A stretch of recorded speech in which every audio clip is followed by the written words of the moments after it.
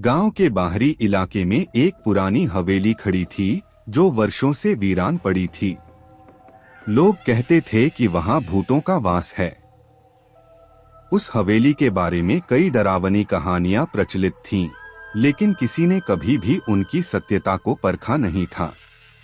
एक दिन 3 दोस्त रोहित, अनामिका और समीर शहर से गांव आए। वे रोमांचक अनुभवों के शौकीन थे और उन्होंने तय किया कि वे उस हवेली में एक रात बिताएंगे। गांव वालों ने उन्हें समझाने की बहुत कोशिश की, लेकिन वे नहीं माने। रात का समय हो चुका था और चांदनी रात में हवेली का स्वरूप और भी भयावह दिख रहा था। तीनों दोस्तों ने एक मशाल जलाकर हवेली में प्रवेश किया। अंदर का माहौल ठंडा और भयानक था। पुराने फर्नीचर और दीवारों पर लगे धूल के पर्दे उस जगह की पुरानी कहानी बता रहे थे। वे तीनों हवेली की पहली मंजिल पर पहुंचे और एक बड़े कमरे में अपने बिस्तर लगा लिए। समय बिताने के लिए उन्होंने कहानियां सुनाना शुरू किया।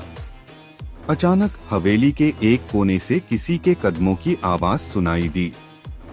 वे सब चौकन्ने हो गए और मशाल की रोशनी उस दिशा में डाली। कुछ भी नहीं दिखा। वे सोचने लगे कि शायद यह उनकी कल्पना का खेल है। लेकिन तभी हवेली की दीवारों पर लगे पुरानी तस्वीरें अचानक से गिरने लगीं। अब वे सभी डरने लगे थे। अनामिका ने अपने दोस्तों से कहा कि हमें यहाँ से तुरंत निकल जाना चाहिए, लेकिन रोहित और समीर ने उसे समझाया कि यह सब शायद हवेली की पुरानी हालत के कारण हो रहा है। रात गहरी होती जा रही थी और तीनों दोस्तों ने सोने का प्रयास किया। अचानक कमरे में एक ठंडी हवा चली और दरवाजा अपने आप बंद हो गया।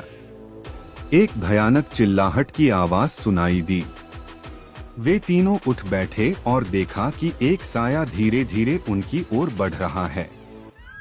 वह साया एक पुरानी महिला का था, जिसकी आंखें लाल और चेहरे पर घाव थे। महिला ने धीरे धीरे बोलना शुरू किया, तुम लोगों ने मेरी शांति भंग की है, अब तुम सब इसकी कीमत चुकाओगे। तीनों दोस्त डर के मारे चिल्लाने लगे और दरवाजा खोलने की कोशिश की, लेकिन दरवाजा जाम हो चुका था। तभी रोहित ने एक खिड़की देखी और उसने सोचा कि उसे तोड़ा जा सकता है। उसने एक कुर्सी उठाई और खिड़की की ओर बढ़ा, लेकिन जैसे ही उसने खिड़की तोड़ी, वह साया अचानक से गायब हो गया और दरवाजा अपने आप खुल गया।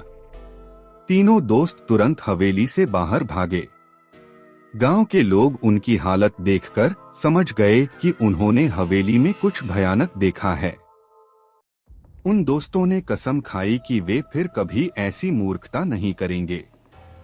अगले दिन गांव वालों ने उस हवेली को हमेशा के लिए बंद कर दिया। कहते हैं कि वह पुरानी महिला उस हवेली की असली मालकिन थी, जिसने वहां आत्महत्या की थी और उसकी आत्मा वहां अब भी भटकती है। गांव वालों ने फिर कभी उस हवेली की ओर देखा भी नहीं और वह हवेली अंधेरे की छाया में खो गई।